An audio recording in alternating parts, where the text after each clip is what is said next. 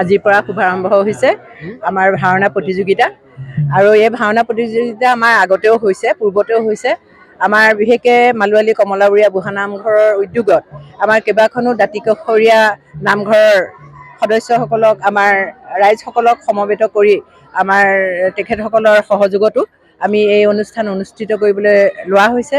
আজি ভাবিছোঁ আমাৰ যি ৰাতিপুৱা পতাকা উত্তোলন নাম প্ৰসংগ হৈ গ'ল, তাৰপিছত পতাকা উত্তোলন, তাৰপিছত আমাৰ যিটো শোভাযাত্ৰা হ'ল, এই সাংস্কৃতিক শোভাযাত্ৰাই আচলতে এটা মাত্ৰা কঢ়িয়াই আনিব বুলি আমি অনুভৱ কৰিছোঁ। কাৰণ আমি মালোৱালী কমলাবৰীয়া বুঢ়া নামঘৰৰ সমূহ ৰাইজৰ লগতে আমাৰ দাঁতিকাষৰীয়া ইয়াত যিমান কেইখন গাঁও আছে তাৰ সমূহ ৰাইজে, সকলো নামঘৰৰ ভক্ত বৈষ্ণৱসকলে আমাৰ লগত সহযোগিতা আগবঢ়াইছে। আৰু আমি সেই ধৰণেই আজি সাংস্কৃতিক যিটো শোভাযাত্ৰা হ'ল, সেইটো আচলতে আমাৰ এটা অনন্য মাত্ৰা কঢ়িয়াই আনিব বুলি আমি ভাবিছোঁ। আৰু আমাৰ এই অঞ্চলৰ যিসকল যুৱক, সেই যুৱকসকলৰ কিন্তু নাম নল'লে আমাৰ ভুল হ'ব। তেওঁলোকৰ উদ্যোগত, তেওঁলোকৰ প্ৰচেষ্টাত আৰু তেওঁলোকৰ যি মনোবল, সেইখিনিৰ কাৰণে এইখিনি কৰাটো আমাৰ সম্ভৱ হৈছে।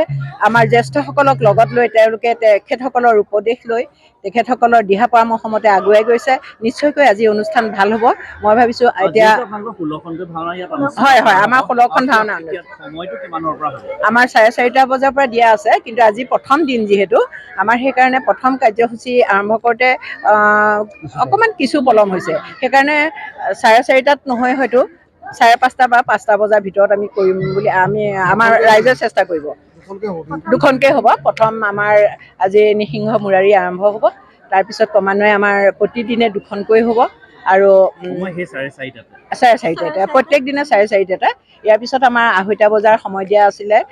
আউনীআটী সত্ৰৰ সত্ৰাধিকাৰ ডক্টৰ পীতাম্বৰ দেৱগোস্বামী প্ৰভু আহিব আৰু তেখেতে আমাৰ ইয়াত যিখন আলোচনী, আমাৰ আচলতে স্মৃতিগ্ৰন্থ স্মৰণিকা উন্মোচন কৰিব তেখেতে। আৰু কেইবাজনো আমাৰ বিশিষ্ট অতিথিক আমন্ত্ৰণ কৰা হৈছে, তেখেতসকলো আহিব। আমাৰ সম্বৰ্ধনা অনুষ্ঠানো আছে।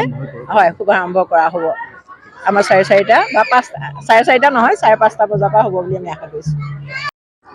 আমাৰ কমলাবৰীয়া বুঢ়া নামঘৰৰ উদ্যোগত আৰু আমাৰ দাঁতিকাষৰীয়া অঞ্চলৰ সহযোগত, লগতে অসম চৰকাৰৰ সাংস্কৃতিক বিভাগৰ সহযোগত সদৌ অসম ভিত্তিত আমি ভাওনা প্ৰতিযোগিতা ভাগি আৰম্ভ কৰিছোঁ। আজি পুৱাৰ ভাগতেই আমাৰ এই সপ্তবৈকুণ্ঠৰ স্থানত আসন প্ৰতিষ্ঠা হোৱাৰ পাছতেই আমাৰ 10খন গাঁৱৰ 10 ভাগি পতাকাৰ লগতেই আমাৰ মূল পতাকা উত্তোলন কৰা হয়। লগতে আমাৰ এই অনুষ্ঠানত 16 ভাগ ভাওনা অনুষ্ঠিত হ'ব। সেই 16 ভাগ ভাওনাৰো একোখনকৈ পতাকা উত্তোলন কৰা হয়। লগতে আমাৰ এই উদ্যোক্তা কমিটিৰ তৰফৰ পৰা আমাৰ সমূহ নিউজ চেনেলৰ কৰ্মকৰ্তাসকললৈ ধন্যবাদ জ্ঞাপন কৰাৰ লগতেই আমি সদৌ অসম ৰাইজক আমাৰ এই অনুষ্ঠানভাগিত আন্তৰিক অভিনন্দন জ্ঞাপন কৰিবৰ বাবে আমি আহ্বান জনাইছোঁ। যিহেতুকে আমি গুৰুজনাৰ কৃষ্টি সংস্কৃতি ৰক্ষাৰ হেতু আমি পুৱা ভাগতে এভাগি শোভাযাত্ৰা আমাৰ 10খন গাঁৱৰ ৰাইজ একত্ৰিত হৈ আমি